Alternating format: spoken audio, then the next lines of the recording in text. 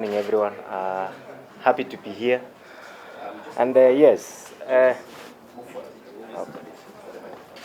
the first question about the kids, the kids competition prior to the main events, and I think that was a plus for me for this Keini Classic competition. When I first saw it, and I heard Mr. Korir speaking about it on radio, and then I say this is the plus for us because sport is all about all generations, the active ones now and the coming generation. So it is a way of inspiring them. And they will be able to meet with the best athletes from all places of the world to come and watch, even to sign autographs.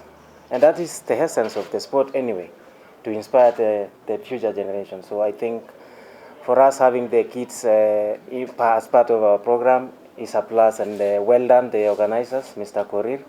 I think I wrote you the message immediately I heard about it, and so yeah, it is a plus for us. On the equipment, of course, yes. I had a problem at the beginning of the year when my javelins broke. Of course, these are very brittle equipment, and they can easily break. And of course, I had a problem, so I had to buy new ones. I remember when I posted about the broken javelins, there was some funny, memes on the social media about why do you need javelins? Why do you need someone to buy javelins? And people doesn't know that sports equipment are very expensive. And one funny thing is people doesn't know even one javelin costs 150,000 Kenyan money. So you can imagine. And I have like 7 of them which are broken. So it's almost 1 million Kenyan shillings broken, and I bought it on my own money. So you can imagine the kind of expenses we incur as athletes. But yes, the new implements, the new javelins are really good, and that's the ones I was using when you say the coach was saying there is something and Yego still has a throw. I said yes, I still have a throw, and I feel it any moment. I don't know when is it coming. Maybe it is waiting for tomorrow. Yeah, because I need to have a big throw. I need to get back the fire in me. And javelin nowadays, if you don't throw over 90 meters in a major championship, winning it is 0%. So I have to unleash it, and hopefully so soon. I've been really working hard this year to really come back after Paris, good show in Paris. So I'm looking forward to tomorrow, and I'm happy to be with Anderson here. When I heard him speak about, I inspire him. I think I inspired all the 90-meter throwers in the world at the moment, because since 2015, we've had many 90-meter throwers coming. So it was almost like 15 years before we had a 90-meter throw. So you can imagine the inspiration that is outside there. So it's good. Rolla also is here. You remember he's a 93-meter thrower.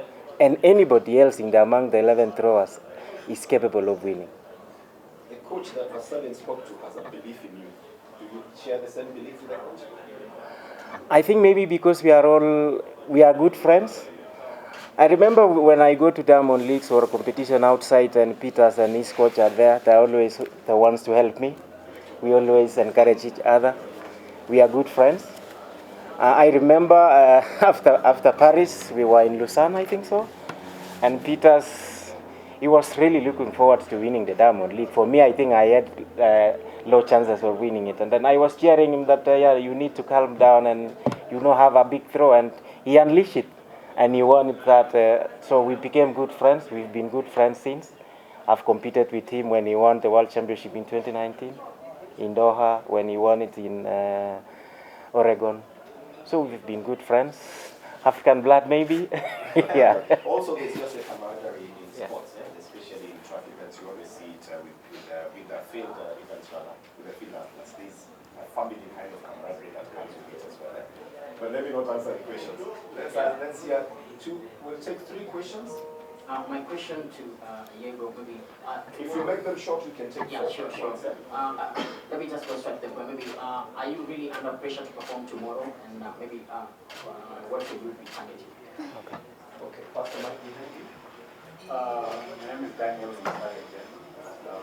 What legacy do you want the young kids to carry on from whatever, from this this era that you've done whatever you've done. Okay, behind you. Yes, I'm Julius from KTM. You were learning from YouTube. That is maybe because you didn't have a coach. Now, looking forward, looking beyond your career, are you considering transitioning into coaching, sports administration to help shape the next generation? Okay, the last one was Ayumba Yodi on that side. Oh. Pass it down here to the lady down here first. Ayumba, can you let the lady ask her question and then yours? Okay. Hey Julius, good to see you again. My name is Tabina Shibai from Northern Sport. My question is, in September, around October last year, we saw a post from Rowing Zone in the USA saying that they had partnered with you to grow the next generation of javelin throwers in the country. So probably you could walk us through that, and if they did went through, maybe we should move on. Ayumba, let's take those short questions first. Then we take yours. Basically, it's what It's the same. in line with what was you inspired me. Is there something left in you, and what is that? What do you want to achieve now? Okay, there are 3 questions on legacy, so we'll take that as one question. We'll answer it. Let's get a question as well. There is a question on legacy. There's a question on transition. There's a question on what's left in Julius. I don't know why you want to send him to retirement. Let's take this question on this side. I think I'm audible enough. It's basically the same thing, but I want to remind him a conversation we had before. He said he was going back to DCI, he's not coming back in. Now that he can hear the likes of Peter and saying how he inspired them. Things like Julius, you see, you shouldn't say things off the cuff, eh? You know his profession. it wasn't off the cuff. Okay. He said he was going back to his main job, okay? And again, now everybody thinks you still have something left in you. The question is on the pressure for tomorrow, the legacy you want to leave to people, and the transition, whether you're going into coaching, and what is left in you. On the issue of pressure, I've never, considered pressure as part of a competition. Of course, we have that feeling when you are going to a competition. You have that anxiety, to be already in the runway, and that anxiety will end. To me, I'm not under any pressure. I know what I'm capable of doing, and this competition is the second of the season, so I'm not rushing myself. The season ends in September, and the main focus for me this year is the World Championships. I already qualified for the World Championships, so there's no any pressure. It's not like last year when I was chasing the qualification for Olympics. So it's just taking each competition step by step to get my rhythm back. Because javelin is always about the rhythm. If the rhythm is not there, it's very difficult for you to have a good throw. So it's a process. It's a learning process always. So it's step by step. On the issue of legacy, I think maybe my legacy has not ended. Of course, I've inspired many people to take different routes.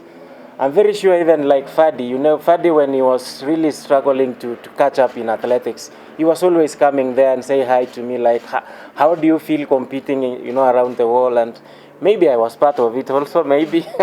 He's doing 100 meters, my event is field events, completely different from the Kenyan events where we are known in, the long distance and the marathons. So I think I'm still able to leave even more legacies.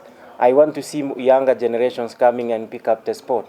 Because, as you say, even to answer on the issue of maybe I should go back to work, I don't know, maybe people are taking me in a different context. I say it when the body says no, I will go back to work. So they do different things. I didn't say maybe 2025 I will not be competing, but I said when the body is not able to, to observe the shock of the sport, and then I have to give way. But at the moment, I'm still strong. I'm still young. I competed with my mentors until 2019. Yeah, so I think so. I'm still able to do more, and I will not retire before I throw more than my personal best. That's what I can live on there. All right, unless there's a very burning question. Yes? Second. Oh, oh. Which question?